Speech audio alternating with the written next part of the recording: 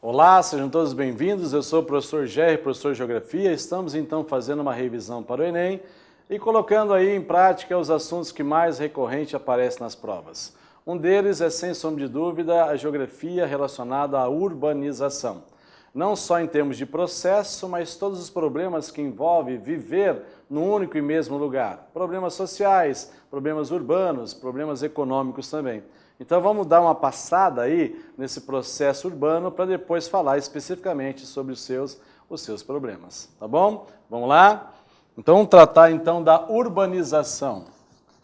Urbanização. Nós sabemos então que as ciências humanas, e a geografia está dentro de uma das ciências humanas, as ciências humanas e suas tecnologias, né? É assim que nós dividimos para o Enem. Nós sabemos que 90% das ciências humanas a prova é conceitual. Você precisa saber, portanto, dos conceitos, porque a partir do conceito você pode agir sobre ele também, não é? Então, o que seria urbanização?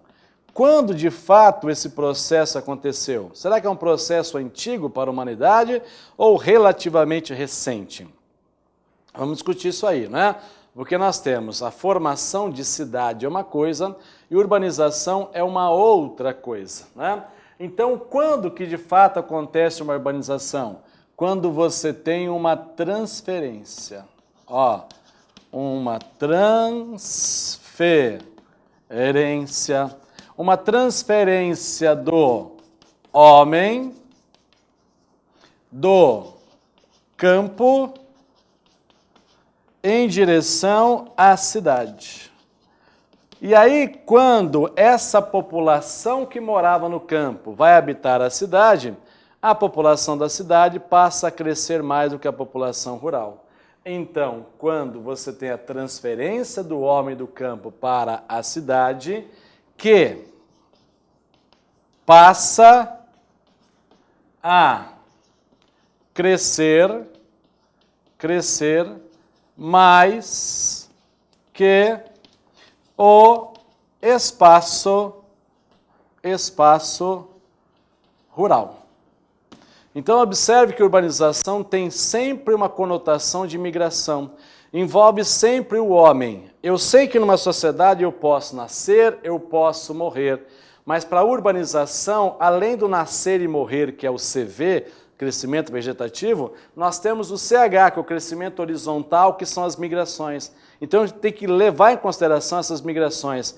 Quando eu desprezo, não considero as migrações do campo para a cidade, vira só crescimento urbano. Já escrevi para vocês, tá? Então, transferência do homem do campo para a cidade, que passa a crescer mais do que o espaço urbano.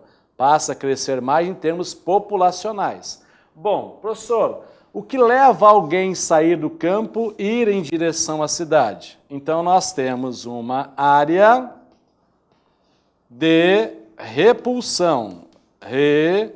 Repulsão, que é o que nós já sabemos, o campo. E nós temos uma área, não é?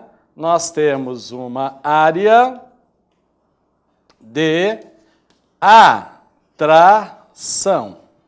Nós temos uma área de atração, que nós sabemos que esse cara que repulsa é o campo, esse cara que atrai é a cidade. E aí a pergunta é simples, por que que o campo repulsa? O que vem acontecendo com o campo? Uma mecanização do campo, uma mudança na matriz econômica. O que era uma economia primária vai virando cada vez uma secundária e uma terciária, né? Vem acontecendo também uma forte concentração fundiária, ou seja, um montão de terras na mão de pouca gente, né? E nós temos aí o desemprego estrutural causado pela mecanização. E o que acontece na cidade? Na cidade você aumenta a oportunidade, não a garantia, de encontrar uma colocação, de encontrar um emprego. E é sempre o sonho de uma vida melhor, mais próxima da escola, mais próxima do hospital, mais próxima, por exemplo, da área de lazer, mais próxima de uma área de conforto, ou seja, mais próxima de uma melhor qualidade de vida. Um sonho que não se concretiza para todo mundo. Então, sair do campo e ir para a cidade, qual é o grande processo envolvido nessa transferência? O cara chamado de êxodo. O êxodo rural, que não acontece ao mesmo tempo e nem com a mesma intensidade em várias partes do globo. Mas qual seria, professor, o grande marco dessa urbanização? O grande marco dessa urbanização é, sem sombra de dúvida, a primeira Revolução Industrial. Professor, mas a Revolução Industrial aconteceu no século XVIII? O senhor quer me dizer que o processo urbano para a humanidade é recente? Sim. O crescimento urbano, não, mas a urbanização, sim. E qual é o grande motor, então, da urbanização? É a industrialização. País que se industrializa primeiro, se urbaniza primeiro também. País que se urbaniza depois, também, né? Se industrializa depois, se urbaniza depois também. Foi o caso do Brasil. Então, nós temos como marco a primeira Revolução Industrial e dividimos a urbanização do mundo em duas frentes, em duas ondas, a primeira e a segunda onda. Então, nós temos aqui até 1950. Lembra que é até mais ou menos o final da Segunda Guerra Mundial, que aconteceu em 45, né? Então, professor, o que acontecia até em 50? Até em 1950, nós tínhamos aqui um processo, né? Um processo de urbanização lento, gradual, paulatino, né? Lento e restrito aos países desenvolvidos. Ou seja, essa urbanização acontecia no mundo, mas não acontecia em todo o mundo, né? Eu estou falando aqui da primeira Revolução Industrial desde o século XVIII até 1950. Bom, aonde foi o palco da Segunda Guerra Mundial? Basicamente na Europa, esfacelado pela guerra. Qual era a chance, a oportunidade de se recompor economicamente falando? Não só pelo Plano Marshall, é buscar novos horizontes, é buscar matéria-prima mais barata, é buscar força de trabalho mais barata, é buscar mercado consumidor em outra localidade. Por isso que a periferia do mundo capitalista foi alvo de investimento direto no campo industrial, a partir do final da Segunda Guerra Mundial. Marca bem isso, porque isso vale para o Brasil. Então, o que acontece após 1950, não é? A década de 50. Então, nós temos agora um processo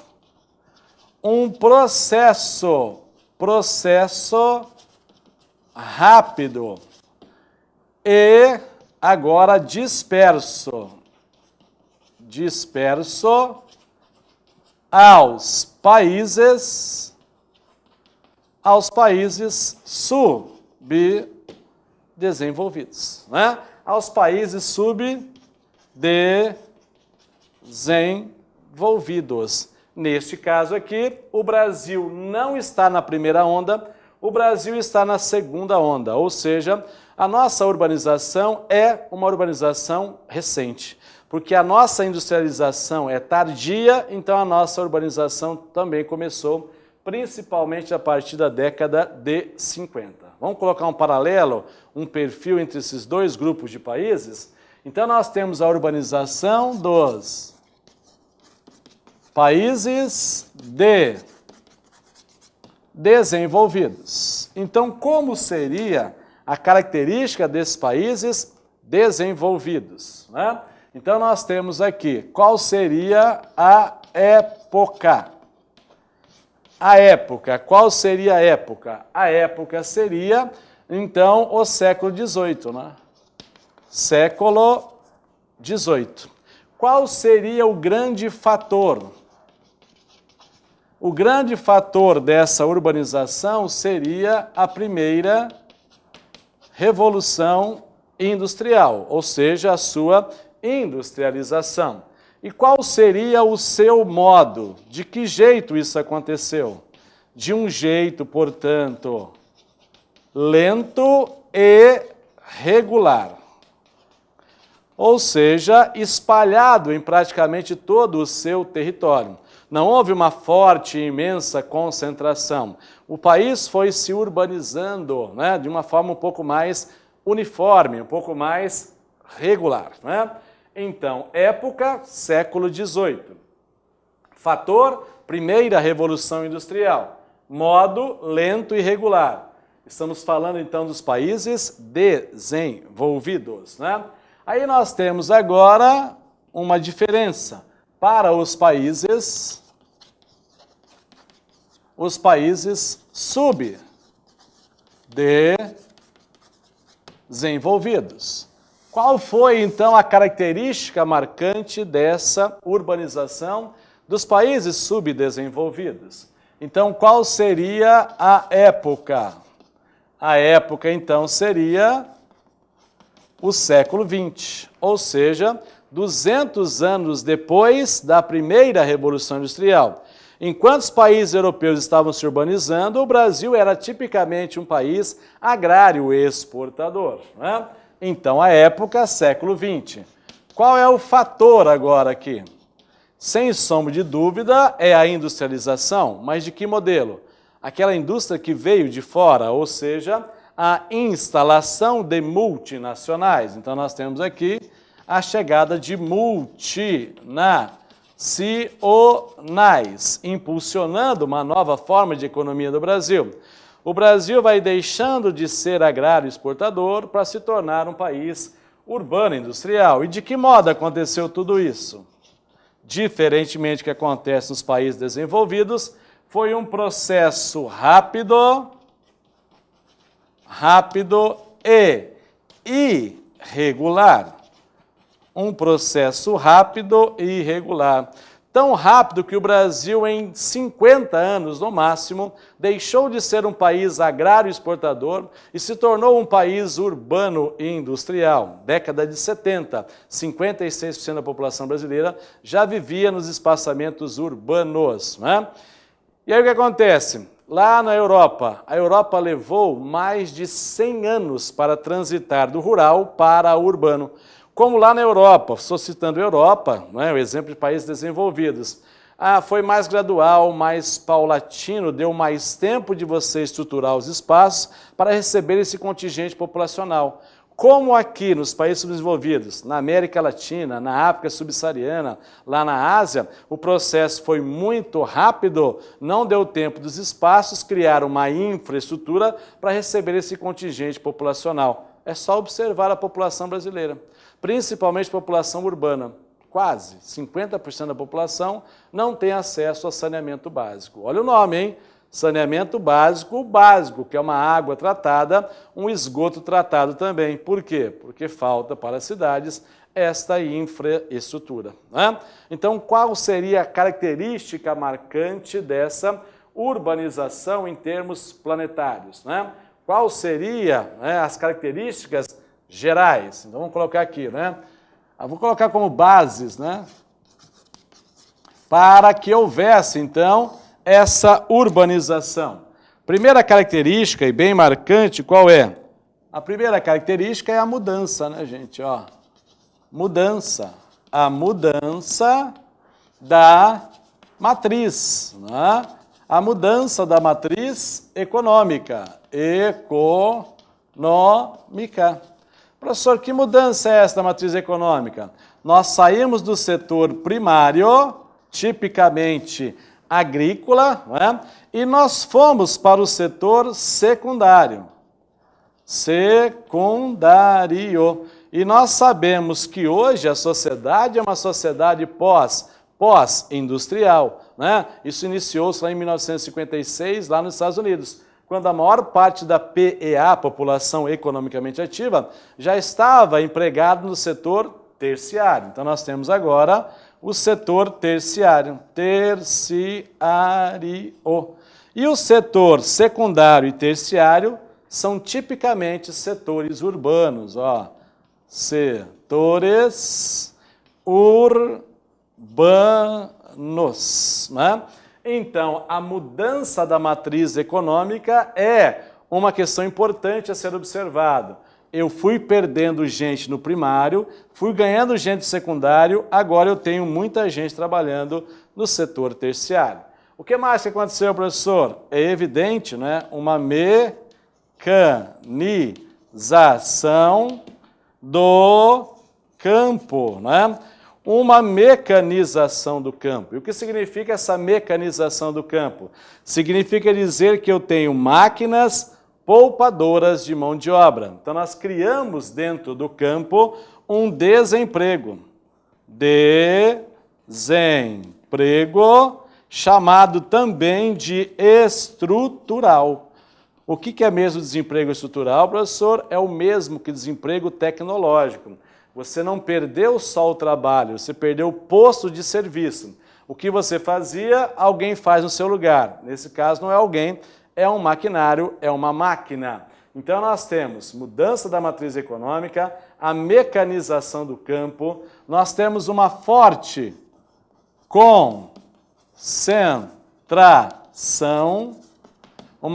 concentração fundiária. Professor, o que é concentração fundiária? O que é uma estrutura fundiária? É como as terras agrícolas estão distribuídas segundo o seu tamanho. Então, nós temos uma forte concentração de terra na mão de poucas pessoas. Então, a maior parte daquelas que trabalhavam no campo não são donas de onde trabalhavam, trabalhava para alguém. E esse alguém resolve comprar uma máquina e você fica desempregado. Então, a tendência qual é? Sair do campo e ir em direção à cidade, né? E nós temos agora o cara chamado de emprego, não é? Porque emprego significa, portanto, rendimento. Rendimento. E o rendimento significa dizer o quê? Consumir produtos urbanos, né? Então, nós temos aqui o consumo urbano. Porque eu trabalhei o mês inteiro com meu pai na lavoura, no final do mês recebi como pagamento um tapinha nas costas. É claro que eu não quero receber tapinha nas costas, eu quero receber salário. E por que receber salário? Quem recebe quer gastar, quer comprar alguma coisa, um bem material. Tá? Então a grande motivação do homem sair do campo, ir em direção à cidade, é principalmente a estagnação econômica do campo e o sonho de ter uma vida melhor, né, nas áreas urbanas. Tá? Vamos trabalhar então, já que a gente está falando de urbanização, um outro conceito, o conceito chamado de crescimento. Crescimento urbano. Professor, mas espera aí, urbanização e crescimento urbano não é a mesma coisa? Não são a mesma coisa? Não, não é. Então, quando que acontece um crescimento urbano? Quando eu tenho um crescimento, crescimento da população urbana sem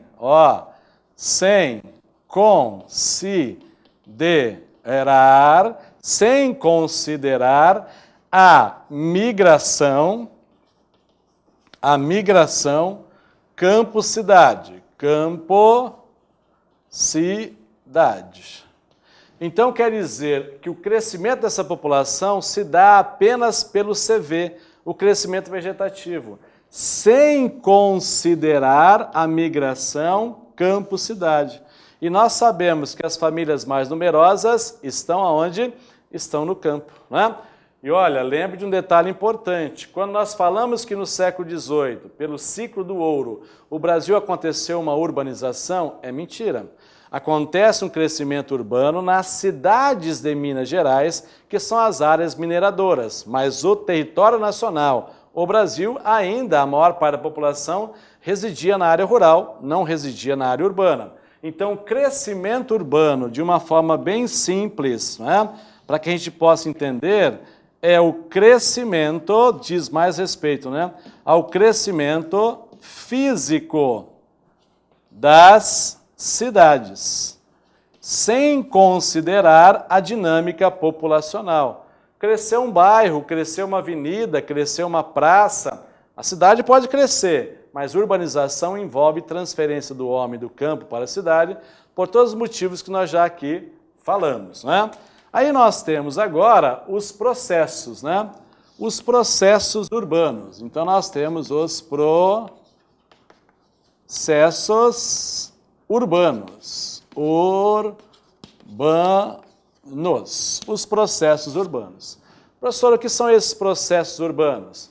O primeiro processo, que é típico processo dos países subdesenvolvidos, onde a urbanização foi mais rápida. Pergunta simples, hein, gente? Se a urbanização não começa na mesma época, lembra que os europeus começaram 200 anos antes. Então, deu tempo dos europeus, a maior parte deles, saírem ao longo de 200 anos do campo e irem em direção à cidade, ou seja, já concluíram a sua urbanização. Nós, que começamos mais recentemente, demos um salto muito grande, rapidamente, do campo em direção à cidade. O Brasil está no final do seu processo de urbanização, né? E alguns países mais pobres estão iniciando agora o seu processo. Significa dizer que lá para 2050, onde estarão as maiores cidades do mundo? As maiores cidades do mundo não estarão em países ricos, estarão nos países pobres, porque os ricos já concluíram a sua urbanização, não vão crescer mais a população urbana. A tendência dos pobres, que agora estão crescendo, inchar esses centros urbanos. Então nós começamos pela metropolização. Lembra o que é metropolização? A metropolização é quando você vai ocupar um número grande de indivíduos num número reduzido de cidades, as metrópoles. Isso quer dizer que um montão de gente não escolhe um montão de lugar para viver. Um montão de gente escolhe um número reduzido de cidades para se viver. O que era grande acaba ficando maior ainda. Tipo São Paulo, tipo Rio de Janeiro, Belo Horizonte, que são grandes áreas, né, que abrigam um grande contingente populacional. Então nós temos aqui a metropolização. Nós sabemos também que as cidades crescem para cima, crescem para baixo, crescem para os lados, ou seja, cresce verticalmente e horizontalmente. Verticalmente é prédios construídos, ou para baixo, cresce, por exemplo, na linha de metrô, né? Aí nós temos o crescimento horizontal. O que inevitavelmente acontece quando uma cidade vai crescendo horizontalmente? Ela pode se encontrar com a outra. E como se chama mesmo o encontro físico de duas ou mais cidades? O encontro físico de duas ou mais cidades é a conurbação. O encontro físico de duas ou mais cidades, nós formamos uma conurbação. Áreas conurbadas são áreas que se encontraram. Via de regra é assim, ó, a maior cresceu em direção à menor, ao ponto de eu não saber direito quais são os seus limites que separam os dois municípios. Vamos pegar aí a grande São Paulo, né? O ABC, para dar o exemplo mais clássico. A de Santo André, B de São Bernardo, C de São Caetano. Eu nem sei direito quando eu estou em um, quando eu estou em outro, né? Por quê? Porque é uma área bastante conurbada. E aí é uma tendência do crescimento dessa população horizontalmente. E há também uma tendência das pessoas fugirem das áreas centrais, que já estão caóticas, o trânsito muito pesado, a poluição, né? Então é melhor viver num lugar um pouco mais sossegado. Então tem muita gente buscando já uma área mais periférica, porque eu quero morar num condomínio, mas talvez eu não queira morar num condomínio vertical. Porque tem um cara que mora em cima, tem um cara que mora embaixo, tem um cara que mora do lado, mas eu quero um lugar mais seguro. Então eu posso morar num condomínio fechado, por exemplo, né? Aí no condomínio fechado não está numa área central, está numa área mais periférica. Mas a pergunta é, quem morava nessa periferia? A população de mais baixa renda. E agora, eu que tenho dinheiro para comprar uma casa bonita e um condomínio fechado, eu sou, portanto, de um outro padrão econômico, de um outro padrão social. Eu vou empurrar você da periferia para mais longe da periferia. A periferia da periferia. Nós vamos trocar de gente, o lugar vai trocar de gente. Trocar de gente é o que nós chamamos de gentrificação. Gentrificação, aquela área um pouco mais deprimida, em função da população mais pobre que ali vivia, agora é a população mais rica, tanto que vai valorizar o entorno daquele bairro, a presença daquele condomínio fechado. Por isso nós chamamos aqui, de forma bem simplória, trocar de gente, essa gentrificação. O que era gente pobre habitando, agora é gente com maior poder aquisitivo, tá? Então nós temos aqui alguns processos urbanos importantes que aconteceram no mundo e vem acontecendo, portanto, no Brasil de um jeito mais acelerado. Tá bom, gente? Espero ter ajudado. Um abraço. Até a próxima.